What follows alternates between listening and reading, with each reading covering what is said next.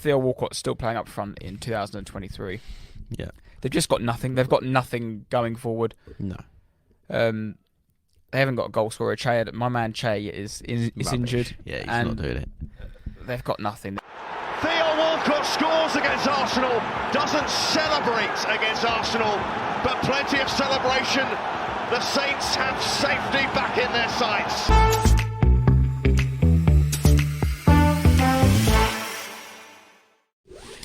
Evening, Tate. Evening, Jack. How are we? Good, mate. How you feeling? Aching a bit. Got one toe intact. Yeah. I'm glad you can't see the photos, but yeah, Tate's feet are they've been in a better position. But now relieved that it's all done and dusted, and then I can stop talking about it, stop worrying about it, stop training for it, relax, go to the pub on Friday nights. Yeah. No, yeah, it was brilliant day, but yeah, we've got some, as you heard from the intro, got some other things to talk about, I think, before we talk about the marathon. But yeah, the weekend started off on a bit of a sour note for myself personally, but we will get on to that shortly. But we'll start with our weekly teaser. And last week, Burnley were promoted back to the Premier League, with manager Vincent Kompany winning the manager of the season in the Championship over the weekend. I believe it was announced, maybe Friday night. But who did Manchester City sign Kompany from, and who was the manager at the time? nice. The manager of, obviously, City when they bought him. Yeah. So what club and which manager signed him? Nice. Right. I suppose there's only one place to start. Friday night. Revert back to Friday night. At the Emirates. Well, I'll start from my point of view. When I saw the team, I was really happy Zinchenko was back. Mm-hmm. And then I saw Vieira, and I thought, no look for Xhaka on the bench. No Xhaka. Tex Griff, my friend who was another Arsenal fan, was like, last time this happened, the Bournemouth game was the game, and you thought they were going into the game, playing bottom of the league at home. Yeah. Maybe they take the foot off the gas to start with. And I just had as soon as I saw that team and there was only one player missing, I was just a bit unearthly. Just thought, can it come back? And then Bournemouth had kick off, and again I thought surely not. Yeah. And if you actually watch the first goal back, Ramsey gets it. He doesn't look. It's poor. He just looks too relaxed. The passing is horrific. I think Partey should do better closing down, because he gets the ball, he takes another touch, and he might even take another touch, and then he slots it in. Because I watched it earlier, I was thinking, did someone get like, I don't be joking, man, but was it Walcott who passed it? But Alcaraz, the guy that scored, just gets it. It's a really good goal, like really good finish. But yeah, the pass, even if Ramsdale makes that pass, like it's so tough. Like it wouldn't. There's no need to make that pass after 28 seconds. I know we'll go on about it, and they'll go on about it later on, reverting to other games in the week. But the goalie's just, especially a minute into the game. I know you want to play your football, and it's all part of it, and it's all part of progressing up the pitch, and there's loads of tactical reasons for it, but you're a minute into the game. Just lump the ball long and... Or just back to holding on the right. Yeah. Because, don't get me wrong, if he'd played that pass and zipped it in, it would have split him in half, and they would have had Alcaraz and Walcott both out of the game. Yeah. And then you would have been, whatever the overload is, 7 on 9. Was it 9 on 7? Yeah. But it's so difficult, wasn't it? It was such a rogue pass. Yeah, and it was just a lackadaisical pass, just played through sloppy. Yeah, and it was the actual pass itself was awful, which why it didn't make In my defence to Ramsdale, I think that's his first howler, like his first own goals and gaffes howler sort of thing. He has made mistakes where you think, could he have done a bit better goalkeeping wise, but that's his first stinker. Yeah, he's one that on that the highlight reel, the old DVDs that used to get released at Christmas. Yeah. And that meant that the two quickest goals scored in the Premier League this season have both been conceded by Arsenal and at home. 9 seconds against Bournemouth and 27 seconds against Southampton. Yeah. But like I mentioned in the commentary, if you're going to concede a goal, is it best to concede it? Is it the best time to concede? It must be. It must be. Because looking at it in isolation, you think Arsenal at home to Southampton, they should win. They should score at least 2. You'd think. Yeah. And you'd think so. Yeah.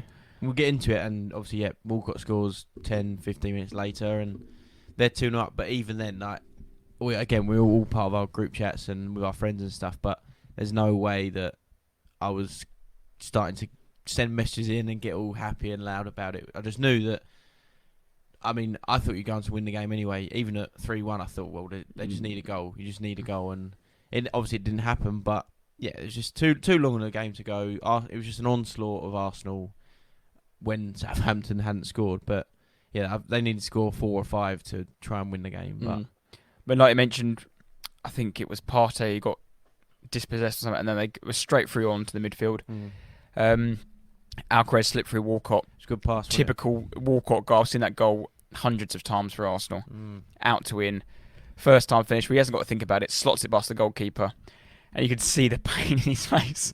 Apart from that goal, I thought he was awful. I thought he was really bad. And you might have looked at it differently, but I just thought... I wasn't really watching him, but I was just stressed. I was so stressed. I thought he was just having such a bad game, but yeah, scores the second goal and puts him 2 up. Part of me might even think he scored the goal and he thought, I can't do this again. I can't score again.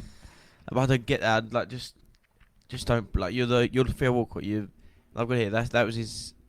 He scored 2 or 3 goals in like Southampton's B-side or something, but that was his 129th professional goal, 80th Premier League goal. Like you said before, he's 2023, he's still playing up front.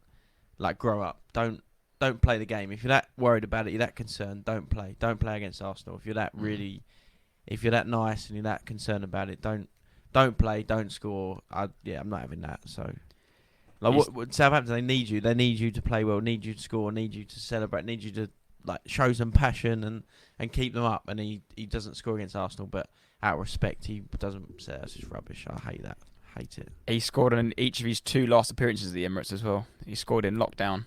I think it was lockdown, the 2020 season, like that, against us. So he scored 2 goals this season. One against Spurs and one against us. Yeah, that's because he's only scored twice. Typical Walcott. Just 2-0, I thought. 2-0, 14 minutes, and I was all over the place. Like, what was going on? I was like, really? Like, was you with your dad or? No, I was at home, just, and just because I defended the team the last 2 weeks, and I said, I don't think them 2 weeks you can describe them performances as the quote unquote buzzword bottling, because there were complacent performances that, they played really well and they took the foot off the gas and just got cocky basically and threw it away. Whereas this is one of the games where, right, we've had 2 slip-ups now. Yeah. We're at home to bottom of the league. You can't piss us up the wall. You can tell as well. Obviously, we'll get to the end of the game. But when you think about the game now, watching it back, you realise that the Arsenal players and the team they had just riddled with fear, weren't they? They were just so frightened and they're so... obviously concerned about the situation. They know what's at stake, and that is why they went 2-0 down. That's why they went 3-1 down. So they were just so, they were just restricted probably. I know we played bottom of the league, but the problem was, we had Holding, who all he does was lump the ball forward. He got nothing about him. He doesn't engage high up the pitch like Saliba does. And then Vieira, my God, I can't play again. I said when we did the not to win the league, is he? He's not. We did the halfway season review, didn't we? And I said he's the worst signing from Arsenal, the worst signing we've made. He just looks lightweight. Looks nothing. There's nothing there yet. Maybe next year, maybe settled in for a year, but I don't see it. You've got to play Trossard there. You've got to play Smith Rowe in that position. Yeah. Because when Trossard came on, he was very good. Yeah. Smack the ball, didn't he, that would have been the winner, wouldn't it? Yeah, the bar. 4-3, But shortly, it was 6 minutes after Odegaard got the ball, turned lovely, played a nice ball to Saka, 1-on-1 with, was it the left back Berard? I can't remember his name. Peru, yeah. It was good work from Saka, wasn't it? Cut it back and Martinelli thumped it in for his 14th goal of the season, I think. He was good, Martinelli, wasn't he? Very good. A joke, mate. Cole Walker didn't have a clue what was going on. No. Poor bloke. He was getting run ragged. Didn't have a clue.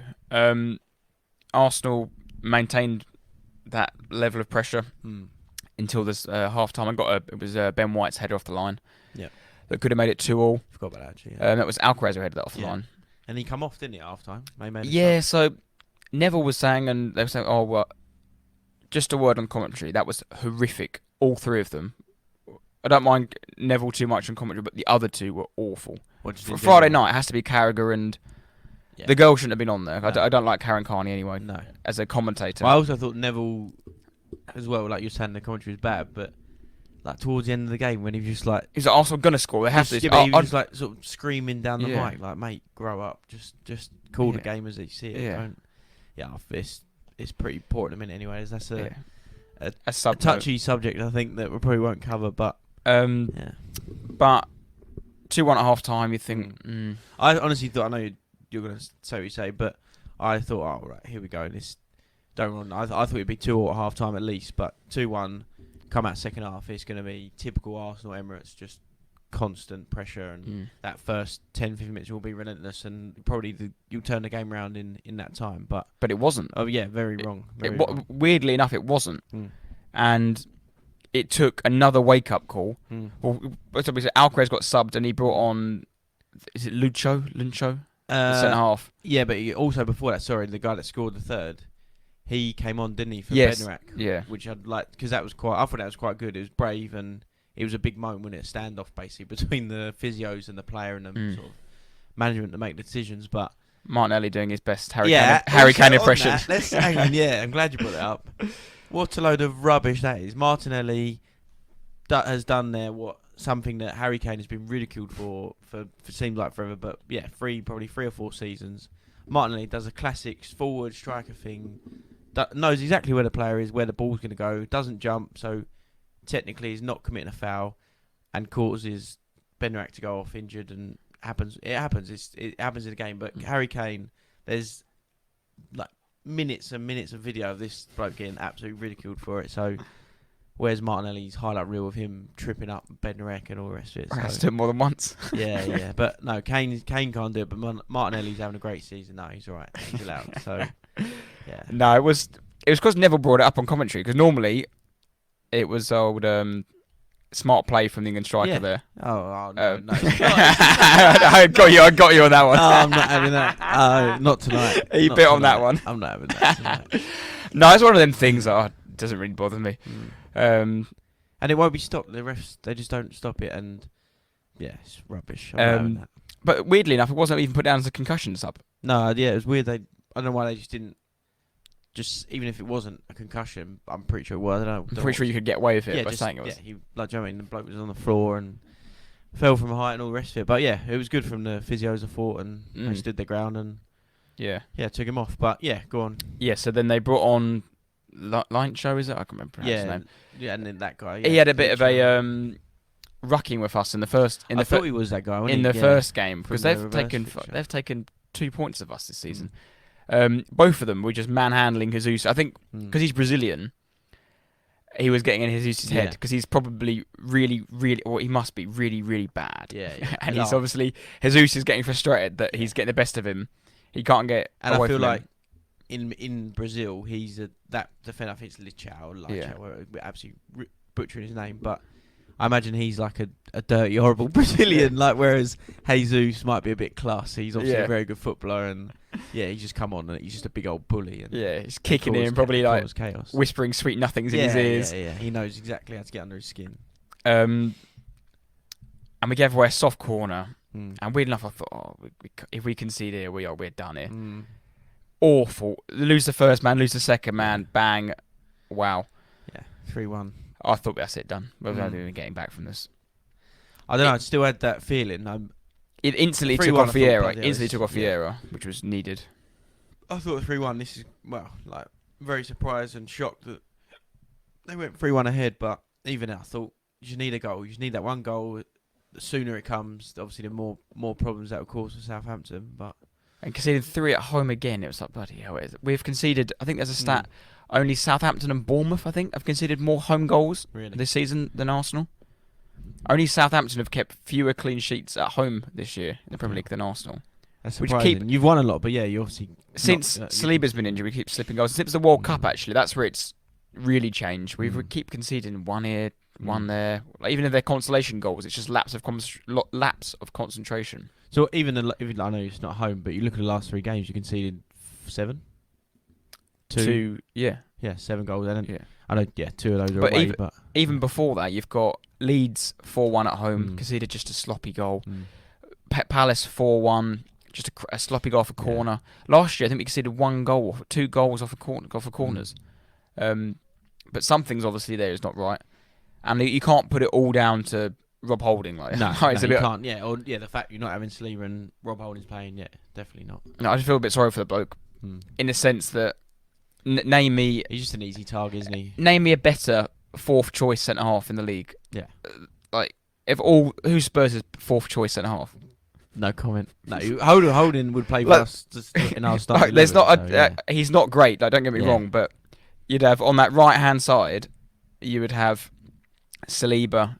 Then you'd have Ben White, and if Ben White's in, then you'd have Tomiyasu. Yeah, I was about to say Tomiyasu would play there. Then you'd have Rob Holding. Yeah. So he's with that fourth choice like Holding, he's played way more than he should have recently because of injuries and stuff. So yeah, like you said, as a fourth choice, not bad. But when they have to play a run of games like he has, but in the same breath as that, I keep saying, but he'll be used as a scapegoat. It's a simple, quick, as a fan and just a everyday Arsenal fan that might watch it, they'll be like, right, Holding's banned, we must be rubbish because of him. Or Vieira's started, and yes, he's a drop off and all the rest of it, but yeah, they're just easy targets, aren't they?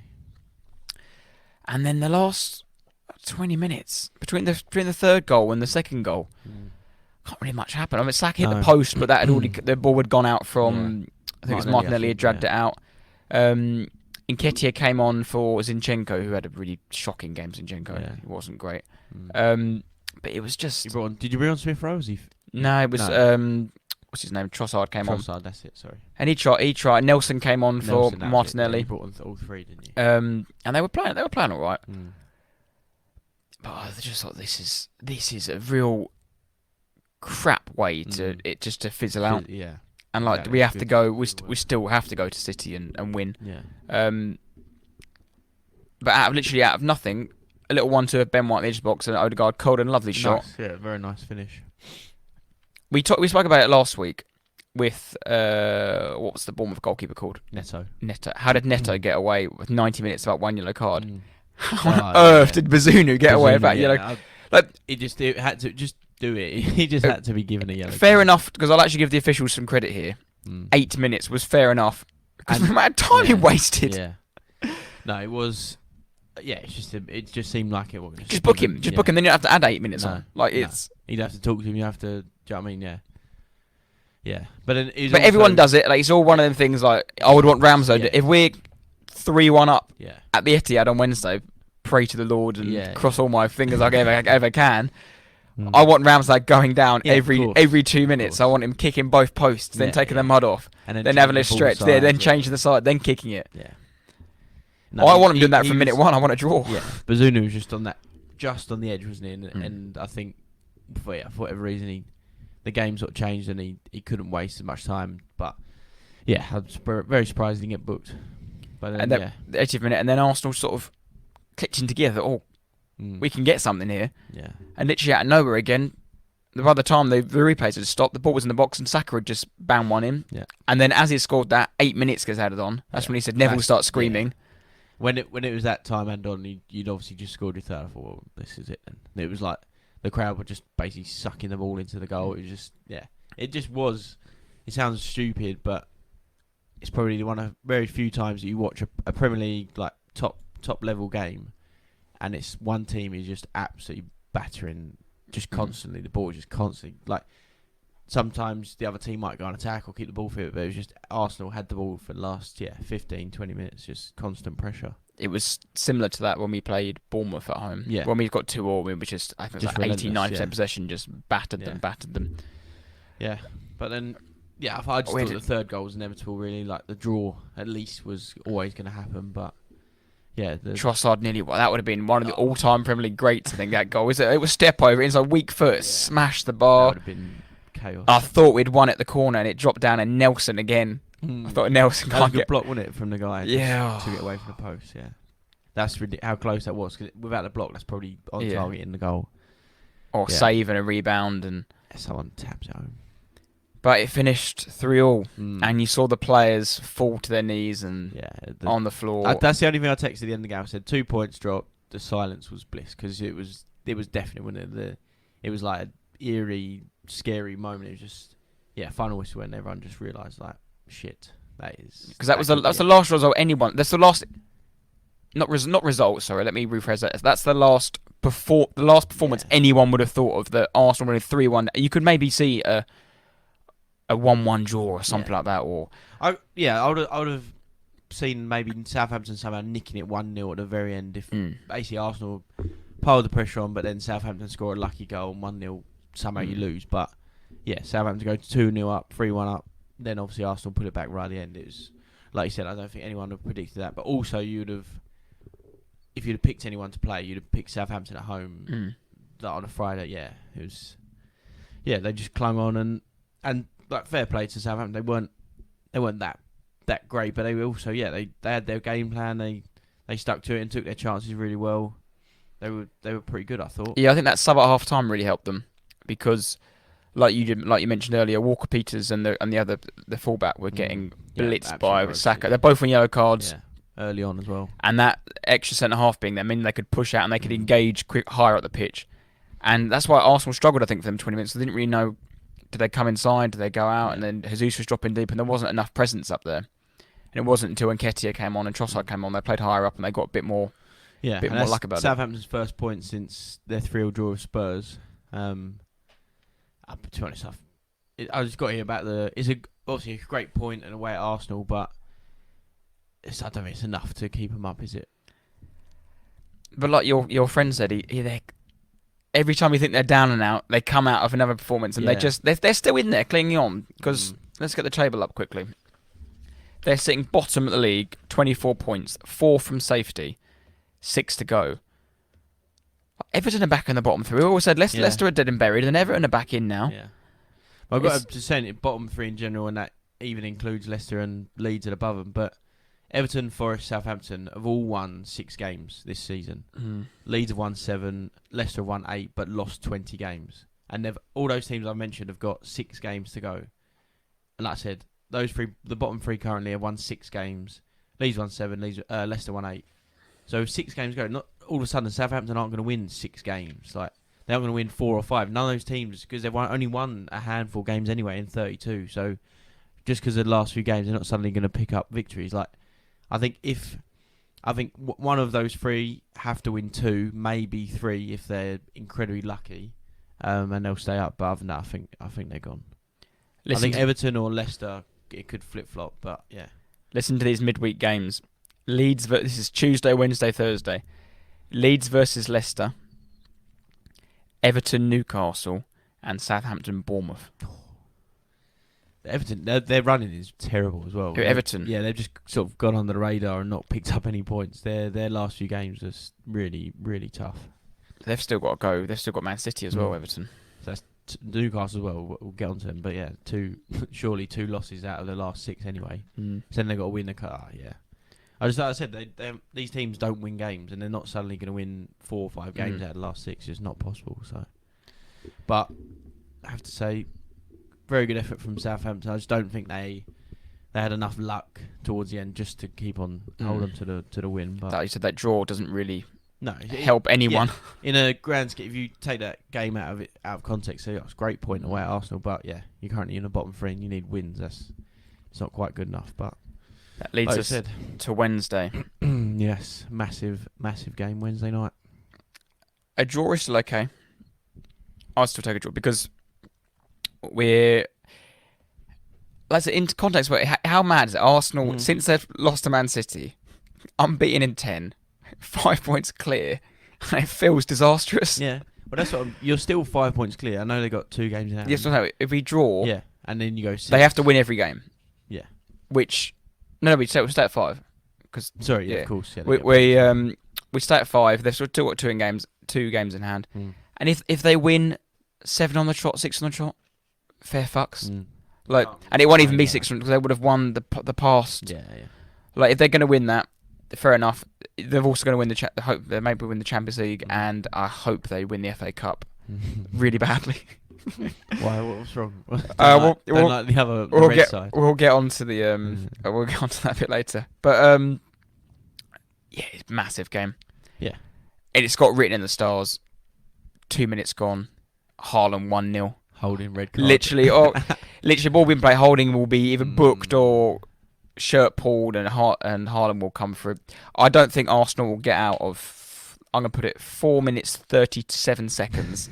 Without it being 1-0 City. Yeah. That place will be rocking. Ready to go. I really hope so. The blue moon will rise. We'll be rocking. It No, won't. but Arsenal, like you said, It won't be because they always batter us there. We've lost. I wish I got the stats up now, but they batter us for the last 6-7 years. I wish they turned up, and it's the same Man City that turn up when your lot turn up, and they just crumble. Like, how mad was that first half when you played them early in the season? Ridiculous. Ridiculous. It's just. But yeah, like you said, you're still 5 points clear. Your last 3 games, you dropped 6 points, and it's still technically, yes, it's very difficult now, and it's much harder than it should have been, but it's still in your hands, which shows you how far ahead you were. I know technically points wise, but you were that far ahead, and you still are. And that's the thing, it's still in your hands, which is probably, you couldn't ask for much more. And I think a lot of people have been saying it, but you now don't run that result. The performances haven't been great, but you're going into Wednesday knowing that you must win. It's cup final, isn't it? Yeah, and it must not lose. Just do not lose that game. Yeah, because I think surely they've got to slip up somewhere. And if they don't, like I said, if they don't, you've got to hold your hands up and say, "Wow, fair play." Yeah, but then you've still got Newcastle. You've now got exactly, yeah. Yeah, and your game, Newcastle, and you've still got Chelsea are tough, and Brighton that you have a bad record against. So yeah, I mean Wednesday is I think that 99% will whatever happens, that will decide it. Right. Do you want to talk about what happened yesterday? What, the marathon, wasn't it? So this is how I found out. I just finished the marathon, and John, Amy's boyfriend, I was like, "Oh, have you seen the Spurs score?" And I said, "Oh, who are they playing?" So I was just my brain had just gone. I said, "Oh, they're playing Newcastle." I was like, "Oh, how long was gone?" He goes, "Oh, about 25 minutes." Score 5-0. What? You know that meme when the ginger bloke clicks his eyes and he's like this? I was like, what? Yes, 6-1. What a day! Wow. What I do want to start with, though, let me just get my notes here quickly, is that we spoke about it last week. So Dyer against Bournemouth, blah, blah, blah. He's obviously tried something, and he tried 4 at the back. The 4 at the back is Romero, Dyer, Perisic, and Porro. That's horrific. It's a back 4. It's bad news. We said before that maybe the reason Levy was umming about this Porro deal and why it went to deadline day is because he probably thought he doesn't want Conte next year. Does he really want to sign another right wing back, not to play in a back 4? Like, there aren't many managers who play the 3 at the. Is he going to be another just a shocking right back who just can't defend? Like Perisic, he's like 38. He's old and he's a left midfielder. Like, playing left back. Playing striker. Yeah, he's playing left back. Romero doesn't want to be there. I also think he's one of the most overrated defenders in the league. He's a quote unquote passion merchant. He's been booked for the 10th time this season. He's got a 2-match ban coming up now. Yeah. I actually looked at his yellow cards from his whole career. In his debut season for, it was Genoa. I think it was Genoa he played for. Possibly before Atalanta. Yeah, it might have been. It was like 10 yellows, and then his second season he played 30 games and got booked 15 times. It's terrible. Then for Atalanta it was 12 yellows. Last year he played 22 games for Spurs, 8 yellows, and now he's played 22 games for Spurs and 10 yellows. Yeah. There's just not. Yeah. And like his yellow card yesterday on that challenge on, I think it might be Isaac when Willock hit over the bar. It's just awful tackle. Yeah. No, it's not even like he's gone. Honestly, I watched the highlights on match day and stuff. I didn't. Dreadful. Dyer, awful. Bad news. But Dyer back 4 is even worse. Yeah, Dyer, that's the point. Yeah. But a left-sided of a back 4, so we got no idea what's going on. And the thing is that everyone was screaming for a back 4. Where he's just changing to a back 4. Or changing to a back 4 will get absolutely torn apart in 20 minutes. Not even talking about the game. In 21 minutes, it's 5-0. So maybe I dislike the formation, especially with our players, and there's a lot more to it. But maybe that's why we were playing a back 5, is because our team is awful. It's just so average. Yeah, 100%. And that's why we do. And you can say, oh well, Perisic is rubbish and Porro is rubbish, but that is our team. That's our fullbacks. They are part of this team. So yeah, everyone was asking for a back 4, and we got it, and we got absolutely spanked. So, like you mentioned, the midfield 3, I don't think you can get a worse midfield 3 in the Premier League, could you? No, I mean, I almost feel sorry for Sarr because again, I think that was his second Premier League appearance. Gets dragged off before half time for big old Dave. Højbjerg's a disgrace. Absolute. Have you seen the? Obviously, you sort of watched the goals, but it was Murphy's goal. Obviously, it was a lovely strike. Which one?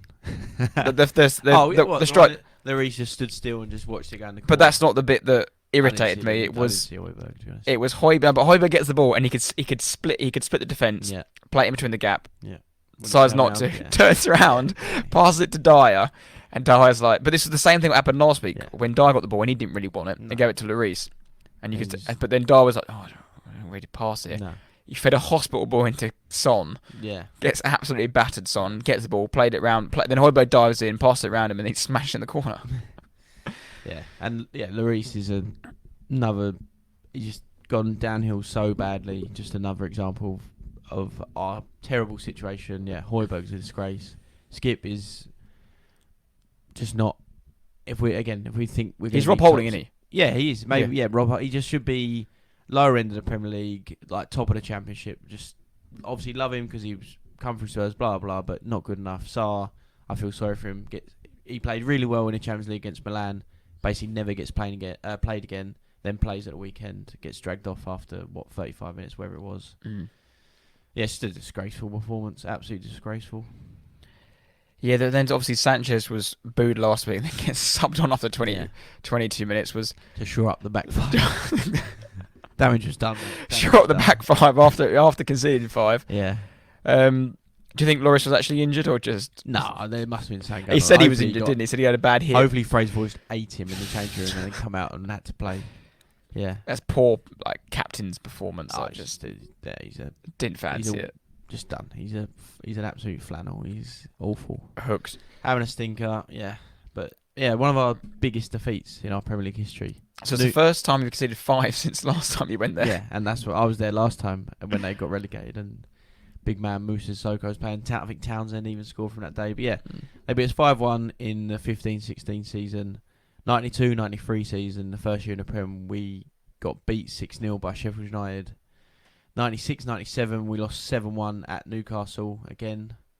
6-0 away at City in 13-14 irrelevant. And then obviously the weekend 6-1. That's a terrible day for Tottenham. Yeah, it wasn't quite the earliest that one team has gone 5-0 up. Man City got to hold the record for 18 minutes against Watford. I think they won 8-0 that day. Yeah, that was the day Ben Foster said in his podcast, didn't he? When we were seeing all the goals fly in, we were obviously sat there, and I was like, you were midway through running through hell, and we were in the pub. But I just thought, but I just sat there with no emotion, but I was with a few of our mates, Chelsea and West Ham supporters and stuff, and they're all some of them are laughing and joking, going mad because West Ham winning, and we're getting battered. But I was like, this has been us the whole time. I've said this from the start of the season. We have been playing this way, and at the start of the season you think, we're going to get better. He's rubbish. No, we haven't changed. This has been us. This has been coming. This has been us. This is Tottenham this year. This is how bad we've been, and I'll go on to it now. But so we're 5th as we speak. We've played 32 games. We're 6 points off 4th. Villa are on the up. They're playing really well. Liverpool have a game in hand, but 3 points behind us. Brighton have played 29 and 4 points behind us. So when all the teams level out and they get to their games and they get the results, get some points, we could quite easily be 8th, 9th in the Premier League, and that's where I feel like we are now. But for whatever reason, because of the games played or somehow we're getting points, we're above all these sides. But yeah, give it a few games, we'll be 8th, 9th, and our actual performances will be reflected in our league position. I'll give you one reason you're above all them teams. It's because the bloke, obviously, he came out at half time. The bloke just scores another joke of a goal. Yeah. 24 Premier League goals, is it? And that's the only reason, yeah. He scored, that was his 24th, yeah. What? They often do this when Spurs concede and they'll have a bad game. They always zoom straight to his face. And he always has the same, he looks back, because he plays up front, he looks back and he's just like... What am I actually doing here? Yeah. I've got to try and do How many times do you have to be let down by Eric Dyer? Yeah. Must drive him nuts. But how many times do you have to watch Højbjerg get the ball, turn back, play it back to that Eric Dyer who doesn't want the ball? How many times do you have to watch Højbjerg got a nice assist? Yeah, Perisic. Yeah, exactly. That's a disgrace. How do they give Højbjerg an assist for that? I saw that. It was he's passed the ball 5 yards to the best player in the world, who's ran half a length of the pitch, beat someone and put it in the corner, but Højbjerg gets a tick for an assist. What a load of rubbish. I hate him. I hate him. Oh, I hate you so much. Højbjerg. Idiots. Absolute Who signed idiots. him? Was it Mourinho? It might have. I think he came in before. Or was it... As Mourinho come in? Surely not. Mourinho can't have looked. I think he was already there when Mourinho arrived. What's a Poch signed him? I don't know. No, I think it was Jose. It was either... Or it wouldn't have been Let's have a look. Nuno, would it? Don't know. Definitely wasn't. Well, me. Not in your football manager career. Career what mode. What a travesty of a footballer. Let's have a look. So he joined in 2020. Yeah, it's got to be Mourinho. August 2020. Yeah. Yeah. Yeah, along with, what was it, Lo Celso and Yeah. Non-Don Mourinho Bele. squad. That must have been a great transfer window. Højbjerg. And I can't believe he come through Bayern Munich. What a joke. Yeah, I was watching when Alberta was around the other weekend, I was watching Champions League classics on YouTube, and Man City played Bayern, and Højbjerg was in. It was Xavi Alonso, Philip Lahm, and Højbjerg in the three. Just embarrassing. He's an embarrassing footballer, but yeah, I mean Kane, like you said, he looking back at the team behind him, and players like Son nowhere near it. Kulusevski nowhere near it, and he can't even rely on Son or these players now. So. And I think without Kane's goals, that I think it's just the front 3-4 players: Richarlison, Son, Kulusevski, maybe a couple others. But without Kane's goals, we'd have scored 8 goals between them, those sort of players. So yeah, that's why we're up where we are. But give it a few games again. Like I said, when Brighton catch up. Imagine you put Harry Kane in Brighton's team. Oh my God, they'd be good, wouldn't they? They'd be very good side. But yeah, when Liverpool beat us when we play them, and then they're above us. You've got them next weekend, haven't you? Yeah, we've got United Thursday, Liverpool the weekend. And that's the thing on the goals. So we talk about our back 4 and back 5 and how awful our players are. This year we conceded 51 goals. 5 teams have conceded more than us, who are all in the bottom 6. So we're 5th at the minute, and then we've conceded obviously more than the top 4, and then we've conceded more than all those all the way down to Wolves. So like West Ham, Brentford, Fulham conceded way more goals than they have. We've conceded 5 less than Leicester and Southampton. And in 2002, 2003 season, we conceded 62 goals and finished 10th. And I think this year we could quite comfortably equal that tally, if not surpass it. And finish 8th, 9th. And yeah, that's just where we have been the whole year, and this to be expected. I know it feels to finish 8th. Yeah. But just one quick one while we're still on the subject. I remember. Obviously, we then met at the pub yesterday after all the running and all that. And I said to you, surely that's got to be a sackable offence. Yeah. I know we've mentioned it a few times here that the fact that Stellini is even there in the first place when Conte was just stupid. Yeah. Must be a cheap option. Much more to it than that. But yeah. Spurs losing at home to Bournemouth like they did, and then losing 6-1 in that manner is a sackable offence. Especially for someone who is just a caretaker manager, it is a sackable offence. But I know you're not too much Levy out or anything, but then it just paints him in a really bad light. I think at the start of the season he's gone from Conte to Conte's assistant to Stellini's assistant, and now Stellini's assistant. It's just Mason, Is he the only one who's gone? Is that what the statement said, or is no, sorry, more backroom stuff? Yeah, we're talking now, but as we speak and before it started, that Stellini has been sacked, let go, whatever you want to call it, but yeah, they're all gone. And Mason's now in charge, and then he said, I think this is supposedly from Daniel Levy that in the coming days or hours, the coaching staff they'll figure it out. But so he sacked all the Italians, basically. Yeah, it's all gone. Mason's the coach now, and then it's whoever he is, Merryman. So Redknapp will come back, and I heard Redknapp's been putting his name about. The worst one, Sherwood. Fuck off, Tim Sherwood. What a joke that would be if Redknapp gets back involved. Wow. On Thursday, it's definitely be Mason and King, isn't it? Yeah, it could be. Lenny King on the side, that would go off. I'd back that. Because he did a bit for Mourinho, didn't he? King was, he's part of the coaching team then, Is Brad Friedel wannabe still there? Yeah, I don't know what he was, a security bloke. He just wore a suit and looked hard. Yeah, Brad Friedel on roids. Yeah, no, we're it's just like you said about Leave though. This season, he's never been in this situation ever. It's never been such a circus and mess and absolute, just a muddle of chaos. It's just been awful, isn't it? Like we said, no manager for a month. Paratici banned, no longer at Spurs. Stellini and his Italian mob taken away today. And now we have Mason in charge and whoever else he wants to pick. So, yeah, in the summer, I'll be so amazed if Harry Kane stays. But yeah, in the summer, Harry Kane leaves, then we're left with a 35-year-old Croatian left wing back striker and who got a recent goal. So And R9. Yeah, R9 doesn't. Right. Before we go for a quick break, let's have a quick prediction. We haven't done these for a while. I want to give us Man City versus Arsenal and Spurs versus United. I hope that City on Wednesday night. I think 4-2 to City. 4-2. I'm going to go Man City 3, Arsenal 0. Yeah. I hope I'm wrong. I really hope I'm wrong. Haaland hat-trick.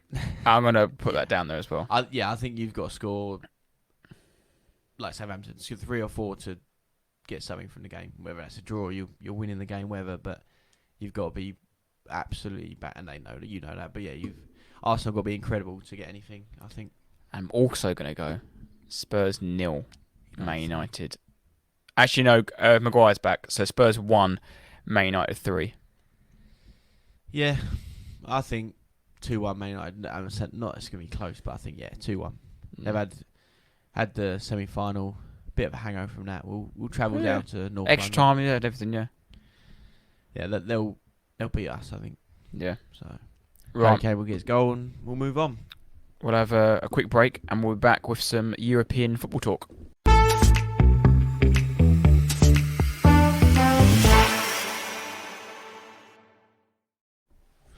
So we're going to do a bit of a European roundup, throw some predictions in there and talk about the last week's Champions League, Europa Conference League.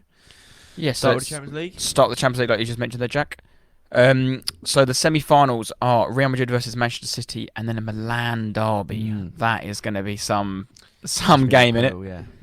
Yeah. But how mad is it? Obviously, Serie A gets a lot of stick for being a boring, slow-paced, like substandard league. Two of them are in the Champions League final, aren't there? There's Juventus in the Europa League, but I think that's an indictment of Juventus and the standard they fall into that. And then Fiorentina in the Europa Conference League. So, what then points scores you get?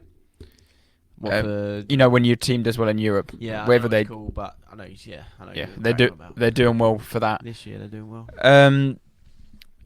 Are you of the opinion the winners of the Champions League are going to come from the Real Madrid and Man City game? Yeah, I think so. That's the sort of general consensus, isn't it? And it's pretty standard response, but I think although it's obviously brilliant for Inter Milan and Milan to get to the semi-final, I think the final against either Madrid or City is probably a bit too far.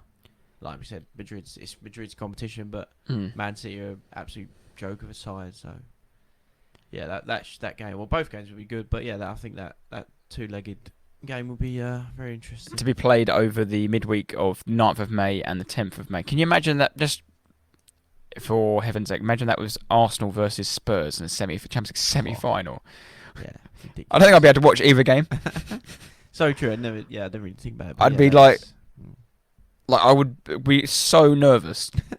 I just couldn't. I couldn't even fathom what would happen if we lost. Probably worse than I don't know, but not worse than a final. You don't mean to get to the final, but it's just over 2 legs. You got to watch it twice.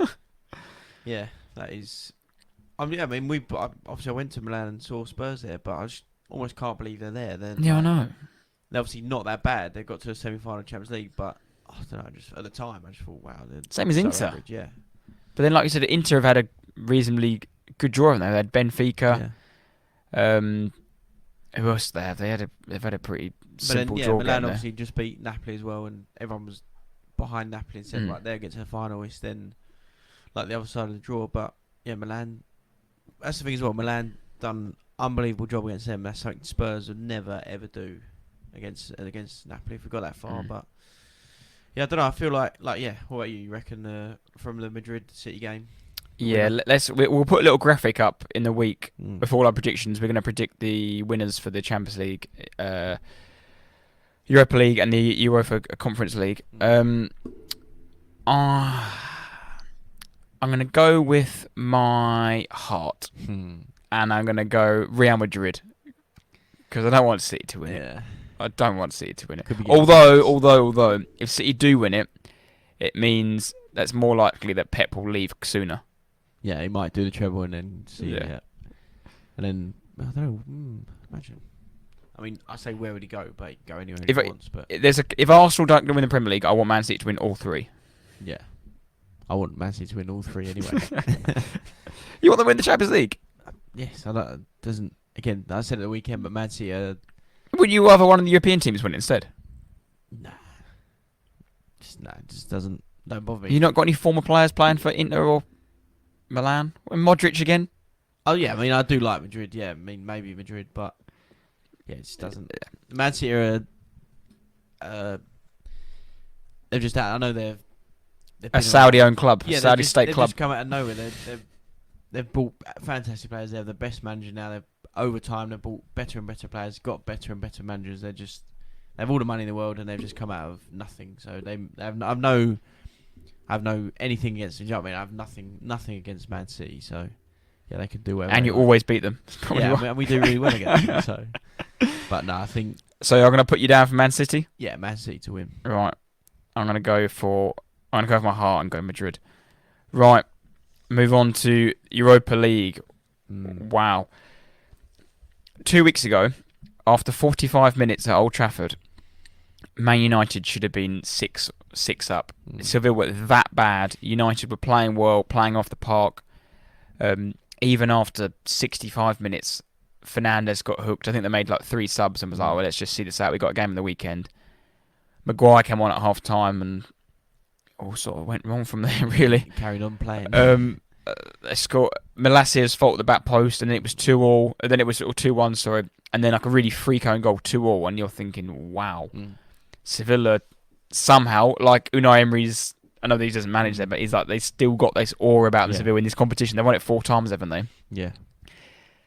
How? But getting that 2-2 draw, going to Seville, then you're under pressure. I'm thinking, oh God. This is going to be tough. And you could tell from the... Oh, it was a really good game. But you could tell from minute 1 they were up for it. The toilet roll getting thrown, the atmosphere there. It was very cool. United just didn't show up whatsoever. No, it's, sixth season in a row, United have been eliminated in a European competition by a Spanish side. 3 times Seville beat them. And yeah, just dismantled in Seville, weren't they? They were just torn apart. And yeah, they got, I mean, the main talking point, obviously, was it the first goal? That was the Maguire pass. Playing it out to Maguire again, like I said earlier about Ramsdale, but a goalie. Yes, Maguire's calling for it, but read the situation. There's players surround him. If it's not 100% perfect from both of you, in the pass, Maguire's touch, whatever he's doing, it's going to go wrong. Just hit it long. Like you don't need to be playing out from the back, doing all that in that scenario. But I blame Maguire 100% there though. Yeah, he could have either. It was Maguire, his pass was horrific. His pass was so he could have passed it back to the goalkeeper. Or I know he hasn't got the composure to do it, but if you let the ball run, you've just beat 3 men. But then if he's asking for it, surely you'd hope an English centre back. People love him when he plays for his country. Bear in mind, he's played for his country multiple times. Captain of Man United. Surely he's capable of looking over his shoulder. Right, there's a bit of space there. When I get it, I'm going to turn and do this. He would have beat 3 men at once. Yeah. I don't know. It's a bit of both, to be honest. It's poor. It's very poor from both of them. It was just a shambles of a performance. They were lucky not to go in 2-0 down because the VAR got it. He was just offside. Yeah.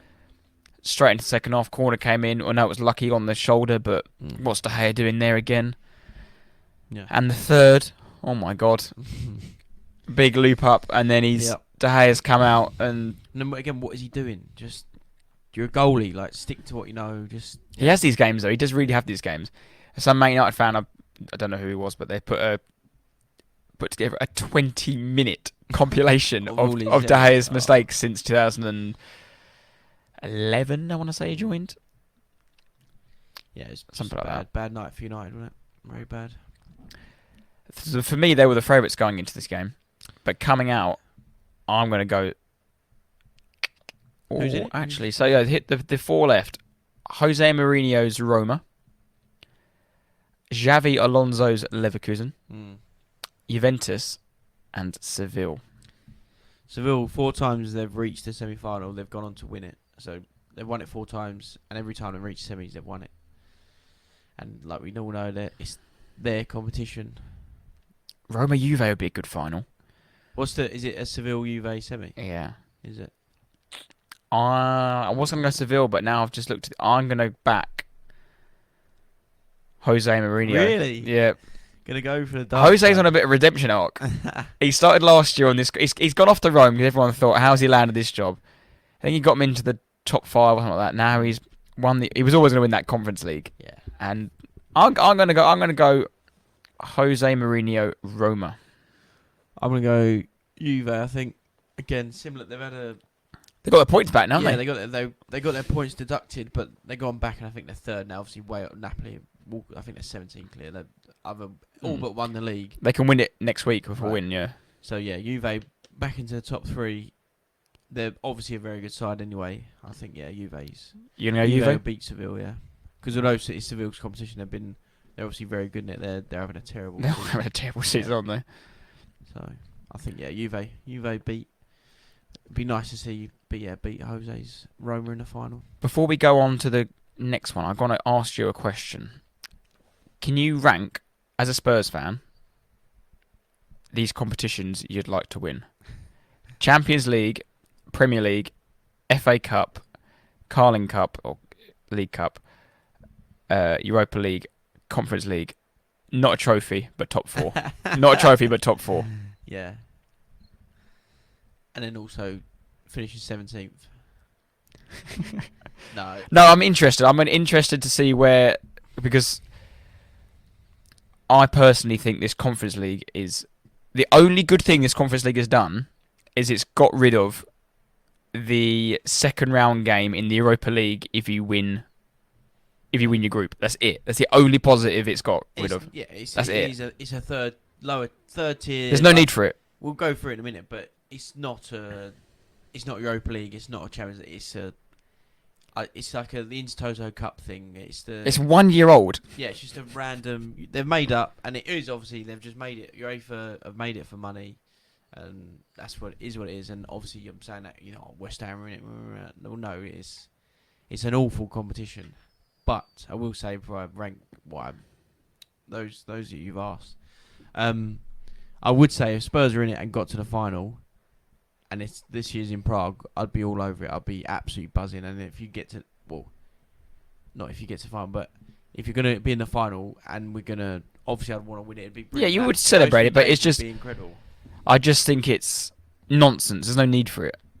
No, it's a ridiculous idea to even have it, but I would say on your question, if West Ham wasn't in it, for example, who in the world would want to watch Gent or Genk, was it? Gent, yeah. Gent, not even Genk. No, it's Gent. It's Gent. Okay. But Spurs have been beaten by Gent, so.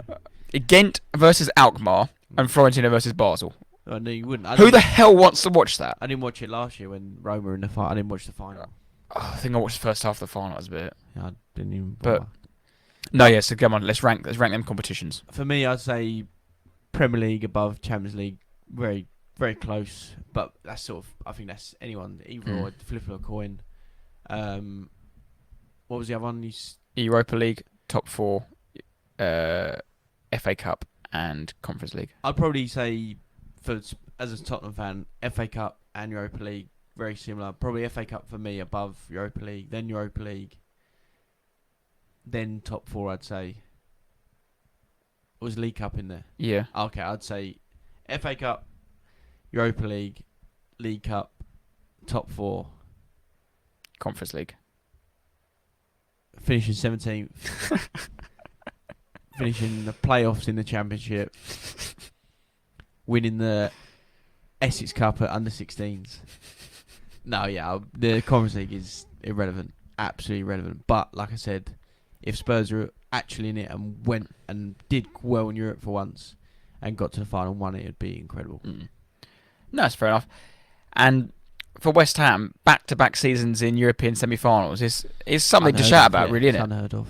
It is something. But is it in our lifetime? It is, isn't it? Well, no, just full stop. It's from day dot. West Ham, ridiculous. So it's West Ham versus Alkmaar and Fiorentina versus Basel. It's got to be West Ham's name on the trophy, isn't it? Well, they've got to be fair. Like Alkmaar are 4th, aren't they, in the Dutch league? Fiorentina are 11th, and Basel 7th in a 10-team Swiss top division in a 10-team league, and what? They're in a European trophy. They could win it. They're 7th. Like I said, a 10-team My league. God. Fiorentina are 10th in the Italian league. Alkmaar are 4th in the Dutch league, having quite a good year. I don't know anything about them. I don't pretend to know anything about them, but they're 4th in the Dutch league, and that's who West Ham have got. But West Ham have to be the favourites. And West Ham are now, 14th, 13th? Safe now, aren't they? In the Premier League. So, yeah, it just tells you everything you need to know about that competition. And West Ham have to be favourites. Fiorentina have Amarat from Morocco, holding midfielder, and they have Luka Jovic. We went to Real Madrid, didn't he? It was crap. I couldn't name one Alkmaar player. One. No, I actually tried to have a look. I didn't look in terms of Alkmaar, but I always look I'll have a look now. when there's a Dutch. When you used to have one Dutch top goal scorer who used to be good, and then he was good in that league, and then come and he was just be crap. And then we buy Janssen, he's rubbish. Well, Janssen, Sebastian Haller. Yeah. The list goes on. Dirk Kuyt, good player, but they signed him as a striker and then turned to right winger. Basel. Did Basel still have Granit Xhaka's brother? He's played there for God Salah knows. still plays for Salah or Shaqiri's probably gone back. Alkmaar. Matt Ryan in goal. The Australian, they used to be at Brighton. Ex-Arsenal. Yeah. And then he was at Sociedad for a time. They have Odegaard, centre forward. Odegaard's cousin. Odegaard. Don't know what he's like. He might be awful. Jens Odegaard. Don't know anything about him, but yeah, again, do you know what I mean? Well, they're 4th in the Dutch league, aren't they? 4th in the Dutch league. They're having a good season, but yeah, again, 4th in the Dutch league is probably 15th in the Premier League. So, are you going to go West Ham? Well, to win it? Yeah. No. Alkmaar do them. You're going to go? Yeah. Alkmaar are a joke. You putting Alkmaar on your prediction? Yeah, Alkmaar to win it all. Right, I'm going to go. I'm actually going to go Fiorentina. I think. Yeah. I mean, like, as if I actually care. Like, do you reckon, mate? West Ham don't win that competition. No, I'm going to go Fiorentina. Fiorentina. I don't know what the prize money is, but if you win that competition, you get Europa League football. Yeah, it's fantastic. That's the Then, prize. apart from Alkmaar, none of those are qualified for Europe anyway, so yeah, that's why. Yeah, it's ridiculous. Right, you got anything else to add on Europa? Nah. No, I think we're good. Champions League? Hover over the FA Cup. We'll skip through Man City's joke. Yeah. Boring 3-0. Mahrez. I actually saw a random stat that Mahrez was the oldest player to score a hat-trick for Pep Guardiola. Something like that. It might even be true, but... Mahrez needs 33. Really? What? I guess how old Lloris is. 34. 36. Guess how old Fraser Forster is. He's actually younger, though, I think, because when I lost the plot when he got put in the England squad, he's only like 33, isn't he? He's 35 now. Oh, he turned 35 this year, like in March. But yeah, he's actually younger than Lloris. And I looked today, but Lloris is born in like 86 or something, and Forster's born in 88, so it's actually about a year and a half between them. But Forster looks like he's been dug up. So Ron Lloris, that post-match interview for match day was pathetic. I was going to say earlier, but he said we could not fight. Pathetic. Awful team. So what we'll do with these predictions, we'll whack them into a nice little graphic, and we'd like to have your comments on below. Yeah. And should we add the FA Cup in there?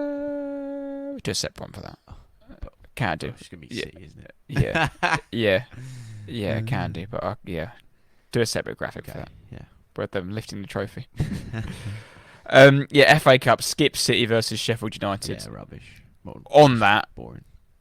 and it might have been part of the conversation. The semi-final, you need to stop being at Wembley. Yeah, agreed. Shambles. 100% agree. But yesterday, we watched it in the pub, on and off, while drinking beer and chatting away and having a lovely time. I fancied Brighton to win this because Man United had some injuries and I thought, Brighton played really well and took them to penalties and the left footer missed again. Solly Martin, awful. Did you see? I didn't realise he'd missed one in the League Cup. It's exactly the same penalty. I saw that same video. So he took the 8th penalty, wasn't it? Yeah. So there was United won 8-7, didn't they? They won 8-7. Yeah, because it went to sudden death. So 16 penalties and not one save. That's pathetic. And I had my gripe last week about Ramsdale. That's pathetic. It's absolutely no. De Gea. Man United fans will back me on this. De Gea's what's the word I'm looking for? Record. Like predominantly crap with penalties. They lost the Europa League in lockdown. I think it was 11-10, and he was the one who missed. Yeah. Their goalkeeper was just as bad because he only saved De Gea's one. Then. Yeah, but it was alright. It was just I thought it'd be a draw. And I didn't think it'd go to penalties, but I was hoping, Welbeck might pop up, but nothing. Yeah, nothing. It weren't really pretty uneventful, was it? It was just Sanchez made a good save from Rashford, but Brighton screaming out. They missed Ferguson, I think, because obviously Welbeck came off injured. Matoma he had a couple of nice chances, but apparently Wan-Bissaka played really well. He kept him out, and again Maguire, clean sheet United. Yep, he'll play Thursday hopefully. Got him back in, captain, fantastic. So Man City, Man United, Man City got to be surely. Man City win. Although, if Man City win the league, they win the league on the 29th of May. That next Saturday is the FA Cup final, and the Saturday after that is the Champions League final. Especially, I don't know, maybe the league probably won't if Man City win on Wednesday. If the league goes down to the final day, it's 3 high-pressure games.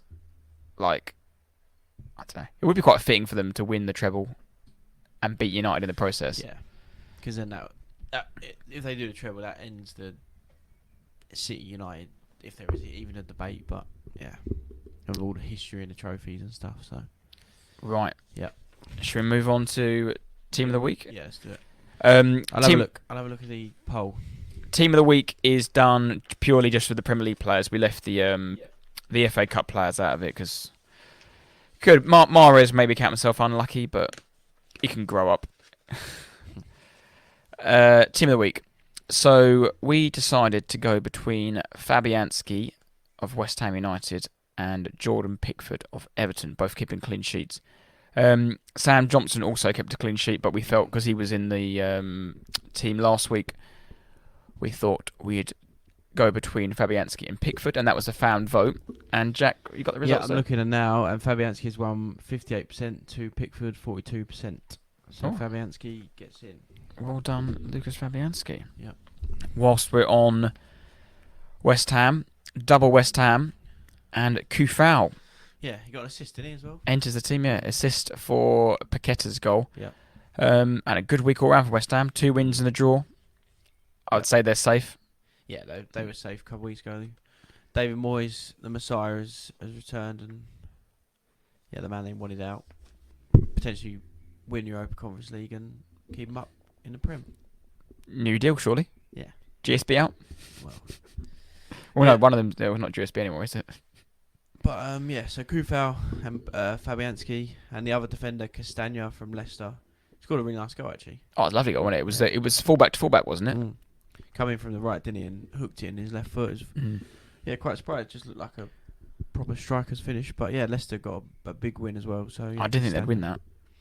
I thought they'd one of those, though, like, come to this point of the season, the bottom sides need to get a result. Leicester at home, I thought they might get it, and they did. So, Castagna's in. And to start the midfield, we had Pereira from Fulham. See how hard he whacked that ball from like 1 yard out. The ball just like drilled it in.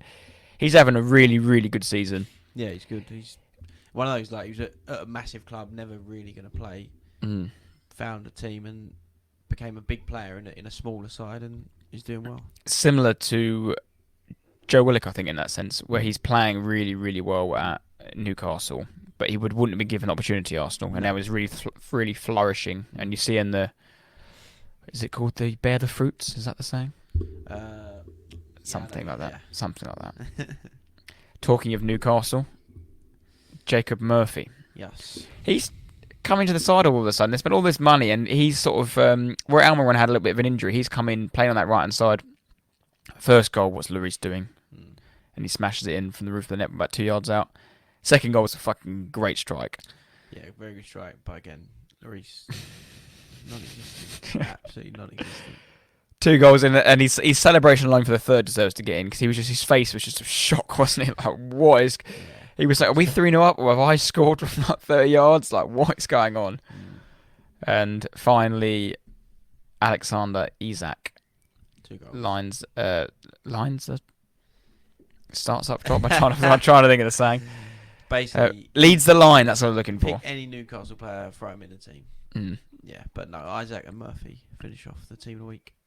So yeah, fan vote: Fabianski, Kufau, Timothy Castagna, Andres Pereira, Jacob Murphy, and Alexander Isak. Yep, very good. Right, should we move on to winner and loser? Yep, let's do it.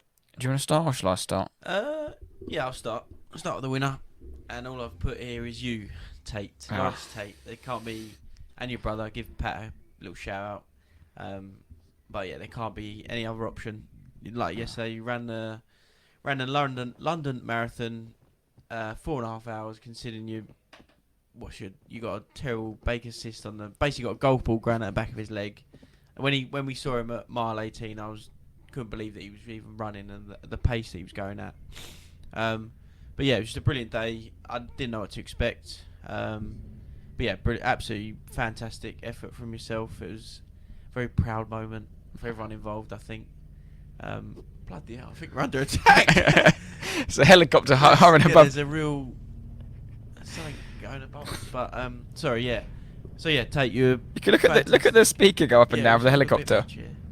It's fucking shaking. I think we're actually in a bunker. Oh my god. That's definitely an army helicopter. That's awful, yeah, like some sort of Chinook or something. It's kind of bollocks. But anyway, yeah.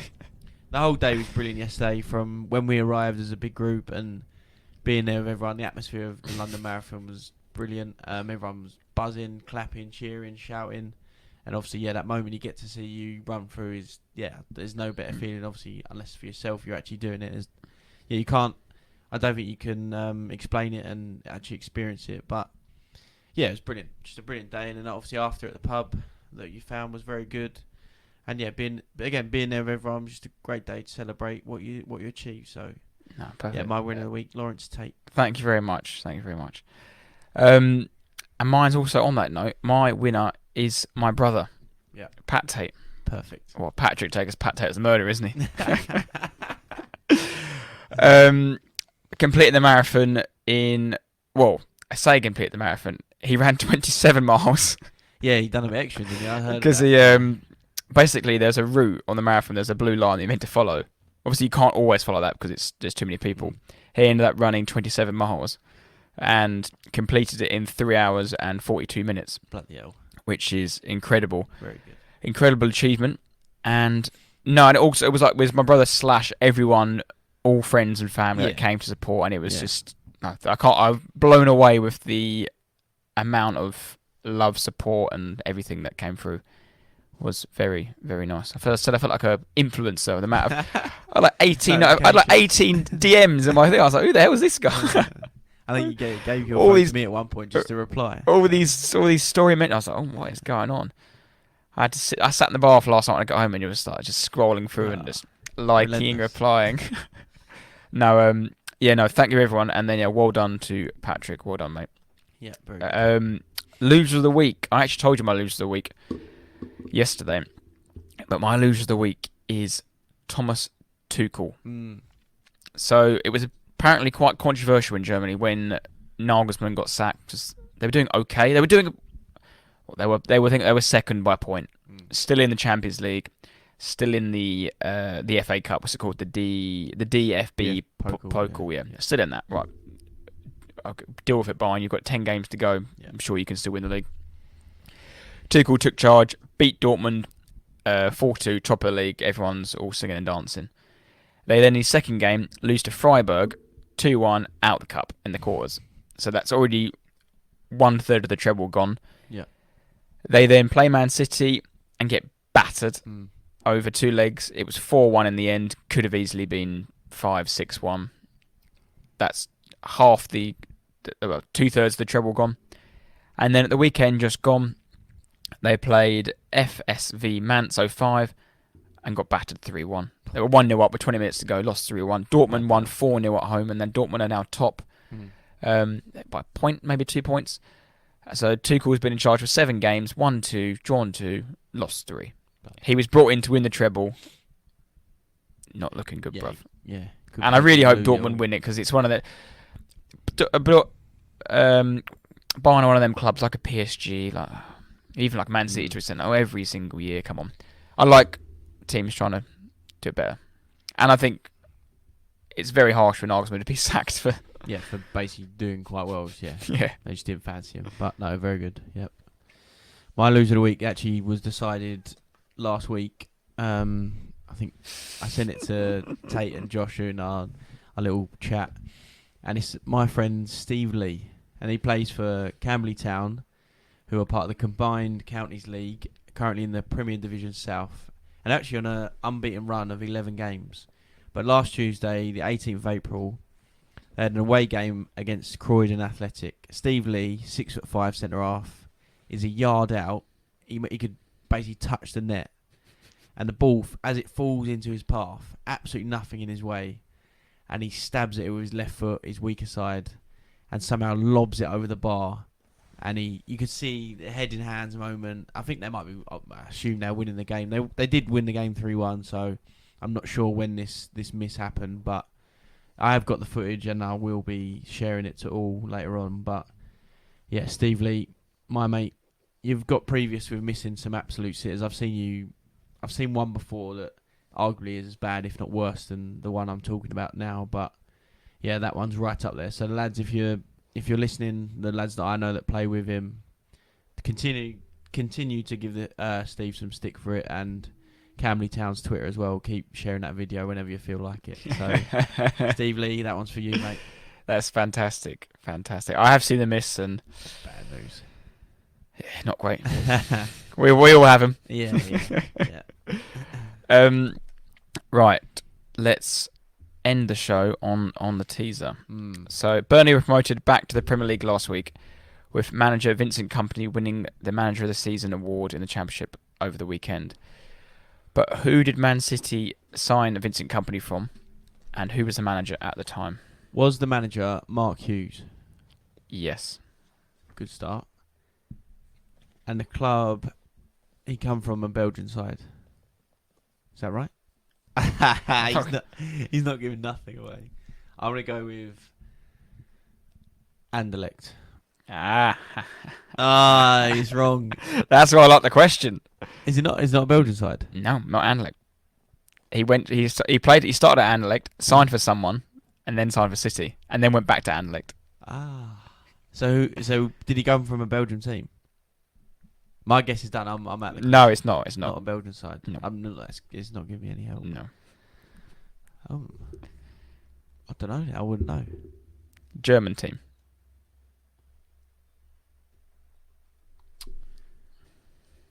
No idea. I'm just going to guess. I wouldn't know. My guess is... Hoffenheim. Oh, not bad. Hamburg. Really? Hamburg. Play for Hamburg? Mm. No, I've never... Well, I said Anderlecht, so yeah. I was never getting it. Very good.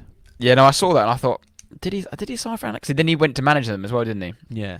But no, he started his career at Anderlecht, went to Hamburg maybe for a year, 2 years, then went to City, and then went back to Anderlecht for a year, player manager, didn't he? Yeah, that's where before he to Burnley, wasn't he? Mm. Interesting. I didn't know that. Yeah. Very good. Right. So that brings an end to another another show, episode 44. The next one we bring you, my God, a lot's going to happen. We'll have a midweek game this week. Yeah, we've got a few coming up, haven't we? And then it's a bit of a, what's the word I'm looking for? Spurs weekend, I think, because of the bank holiday. Am I being right? Arsenal playing Tuesday because of policing issues, which is going to be Saturday. I'm not sure if other games have been moved outside London. Don't know. Yeah, but I'm not hadn't had a look at it yet. But no, we'll be back with all that. Maybe I think the title race will probably be done. We shall see. But no, again, thank you all for sharing the podcast, interacting on the polls. Before we go, I'd like to say good luck to Andy Boyden, who's going away on his travels. Yes. Tomorrow or Wednesday? Wednesday, yeah. Wednesday, I think it is. I would say look out Thailand. Yeah. And a lot of people say be careful out there. No, Thailand, be careful. You know when they say, you see all the posts and they say, Ibiza, watch out, or I mean, Thailand, watch out. Yeah, there is a menace on the loose. Yeah, there's a Tasmanian devil coming. His name is Andrew Boyden. No, fair play to you though, Andy. You've wanted to do this. You've put your mind to it. Go do it, mate. Yeah. Go fucking smash it. And have a good one. Be safe, and I'm sure we'll hear lots of stories. Yeah, we'll see it all, and you'll tell us. You can't resist, but tell us everything that's going on. But yeah, hopefully you've listened to a few, and you've got a few saved in your bank for your flight. So and find a good bar to watch the Conference League final in. Yeah. Actually, West Ham are massive. They've probably got a supporters club in Thailand, haven't they? They're that big of a club. No, mate. Good luck. Yes, good luck. And again, thank you everyone for sharing, listening, and obviously keep up to date with the show and the Instagram page and all the other stuff. And we'll see you next week. Yep. Stay loyal. Stay loyal.